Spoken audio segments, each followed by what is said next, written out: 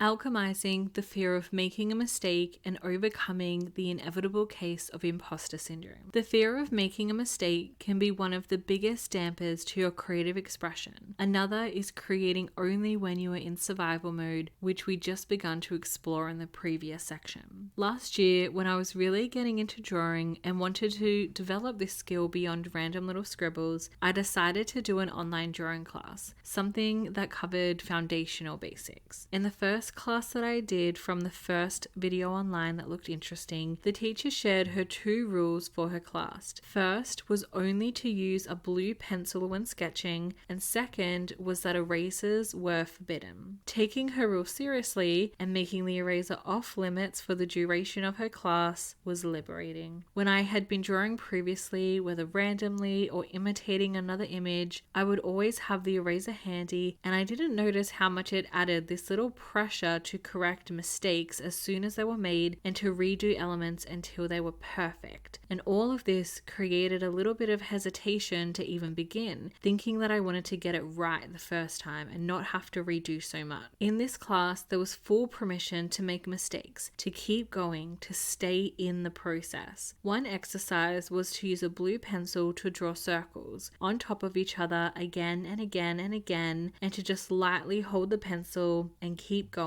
And then to take a step back and to see the perfect circle within the sketch of at least 20 circles, and then to use a black pencil to go over and mark the perfect one. If there was pressure from the beginning to use the black pencil to draw the perfect circle in the first attempt, my hold on the pencil would have been much tighter, and there is a high likelihood the circle would not have been perfect at all. The fear of making a mistake often stops you from even beginning. This fear can come from many different places within you. The fear of being rejected, for an example, or the fear of not meeting your perfectionist standards that are rooted in the fear of being shamed. Only when you recognize that it is indeed fear that has been pulling the brakes on the creations you want to get started on, can you begin to see the roots of these fears and discern what they are attached to. All self-proclaimed perfectionists use this title to put a mask on their deep-rooted fear of making mistakes. If you have used this title for yourself and perhaps even wear it as a badge of honor, I invite a moment of gentle reflection from you. You can hold high standards for yourself, your art, and others, and still be okay with mistakes being a natural part of the creative process. Allowing mistakes to be part of your creative process is liberating.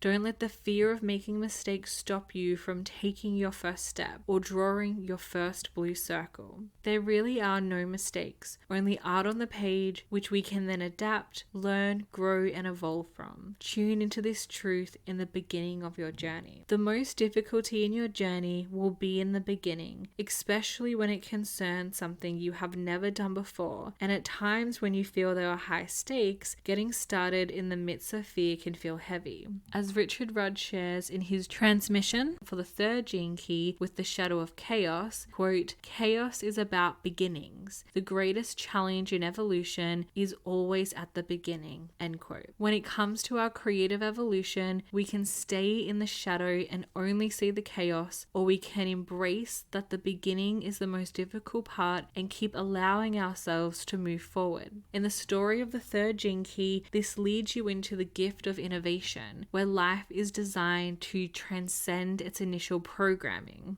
and discover new and higher forms of consciousness. Richard Rudd shares that innovation only occurs when you truly begin to think for yourself. To think for yourself, you must not think with the fear of the collective or your own distorted fear. With the gift of innovation in the gene keys comes optimism and the dynamic energy at the heart of creation. When you embrace fear and the fear of making a mistake as part of the process and something that will only feel heavy at the beginning, you release your grip from the heavy bags, you take the pressure of holding it off your back, and you liberate so much of your creative energy. Sometimes those high stakes are attached to our inner core wounds around the fear of rejection, judgment, and so on. When entering into a new creative endeavor, whether it be drawing for fun, starting a business, writing a book, anything that you wish wish to share with others in any way, there can be this hesitancy of not wanting others to see you while you are learning, not wanting to hear the shit comments like, you should keep your day job.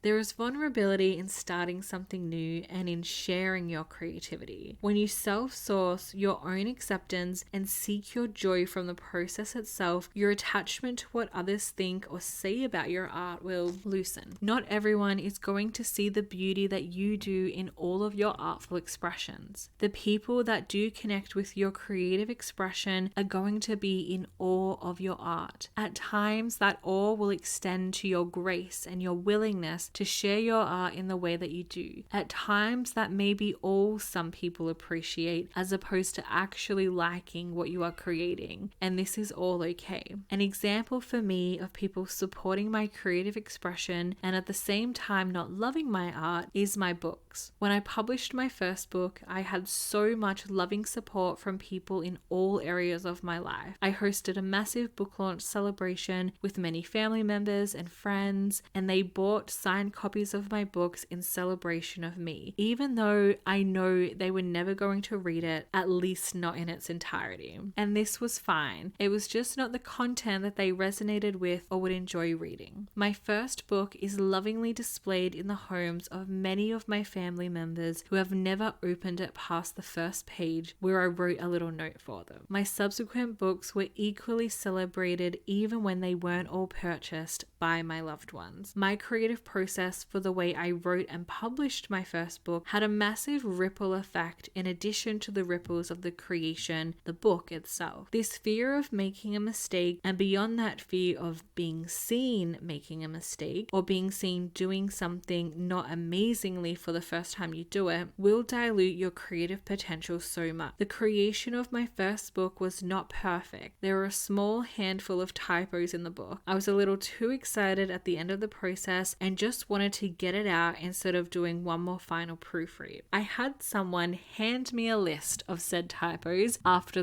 they read the book, and even though they did it in the most kind possible way, I did feel the judgment, but I was okay with my book having little imperfections. If I was designing the cover today, it would look very different, but I worked with what I had and knew at the time, and I do love it. There is content within that first book that I have evolved beyond that perspective now, but it captures perfectly my views, stories, and wisdom and teachings at the time I wrote it. To move through your fears of making a mistake in your creative expression, 1. Take on the mindset that there is no such thing as mistakes in my creative expression. There may be little bumps, there may be lessons to learn. I will most likely look back at my art in a year and think, wow, I have improved so much since then, but I still love it exactly as it is. There are no mistakes that you can't come back from, that you can't learn from. There are no mistakes that are not meant to be part of your creative journey for this particular piece of art. It is impossible for me to make a mistake in my creative expression. Choose to believe this. Affirm it to yourself. 2. When others point out what they believe to be mistakes in your art, acknowledge this is a them problem and an invitation for them to become more comfortable seeing imperfections in the world. You do not need to take on that feedback and opinion of any one person as your truth. Don't take any criticism personally and internalize it. Self-source your own feelings about your art and allow the space for others to have their own feelings and thoughts about your art. 3. Allow the fear to provoke you into excitement, knowing that you are safe to express yourself. Have fun with your creative expression and remember that everything you create is a work of art in its own right. Now, let's talk imposter syndrome. This phrase is thrown around a little. Here's a definition according to Google. Imposter syndrome refers to an external experience of believing you are not as competent as others perceive you to be. Hand up if you have ever felt like this. I'm putting my hand up. I definitely have. Like when I recorded my first chapter of podcast episodes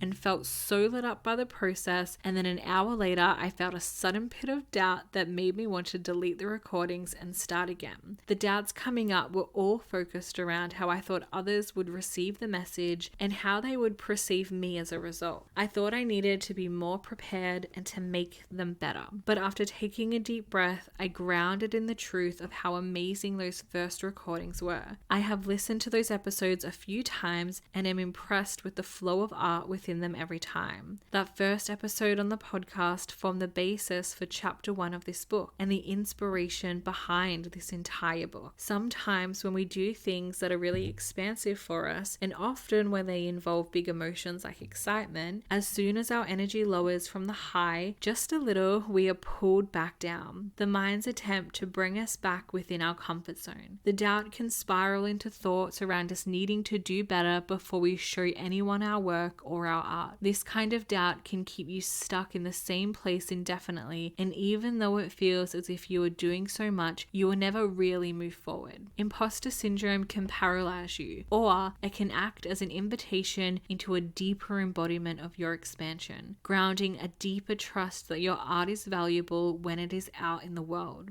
Often, it is self-identified perfectionists who get stuck in imposter syndrome the most. The mind creates an illusion that they need to keep making whatever they are working on better. Of course, you could improve what you are working on, and you can absolutely hold high standards and choose when you feel it is ready to share. And it is important to bring completion and closure to your creative experiences. Perfectionism is an expression of fear. Have an honest look at where you cling to perfectionism and control in your life and creative processes. What fear is attached to this? Your mind will often want to stay in the internal part of the creative process, where it is only you and maybe a select few seeing your art. As soon as it is time to share with a wider audience and time to give others an opportunity to have something to say about what you have created, the fear of rejection, shame, etc. can rear its head and get loud, making you end the creative cycle early and stay in a stagnant loop. It is important to be able to recognize when you have done enough, to be in reverence for your part in your art. There is always space for your next piece of art to expand on your current expression. Remember, your creations are magic and medicine. The way you feel drawn to create something holds power. You do not need to adjust for how you believe others will perceive your art. When you are in your own moments of imposter syndrome, 1. Take a deep breath, as many as you need to ground back into your body. 2. Remind yourself of what a sneaky little bitch your mind can be, and if said bitch is trying to pull you back into a safe space when you are beautifully expanding with your creation. Remind your mind that you are safe in this moment and that you are safe to expand. 3. Notice when you are trying to keep your creations in, out of fear for others experiencing them in any kind of negative way, or any way that wouldn't meet your mind's expectation. Notice when you are in a loop of starting something, scrapping it, and starting again. In this moment, ground your energy by completing something, even if it is just baking a cake. Expanding on the third point, I've seen this play out with many people. They will have an amazing idea and be so excited by it. For some, it is a business idea. They choose a business name, design a logo, do their study, buy their inventory, and at the last minute, right when it becomes the time to actually put something out there to sell, they do a 180 and decide this isn't actually what they want to do, and they abandon the entire thing. This can also play out when you buy all the ingredients for this amazing meal you felt an impulse to create, and then you end up ordering takeout. Use some of the ingredients for other things and let some of the ingredients rot in your fridge before throwing them out. Then they get a new amazing, totally the one idea, and the exact same cycle plays out. Nothing ever gets put out into the world or seen through its creative completion. You are allowed to change your mind, and this happening in and of itself isn't a bad thing. But if you notice this is a pattern and that you do so much behind the scenes work but never let yourself really put yourself out there to get off the ground, you are very likely getting a hard case of imposter syndrome, self-sabotage, where you are stuck in a loop of never fully completing anything within its creative cycle. You can honor your high standards with your willingness to be vulnerable, to be seen. It is not yours to take personally what anyone has to say about what you create. Polish and refine as much as you like and bring closure to your creative cycle. Whenever you suddenly want to pivot in the direction of any kind of creative expression, question where this urge is coming from. Is it being driven by fear,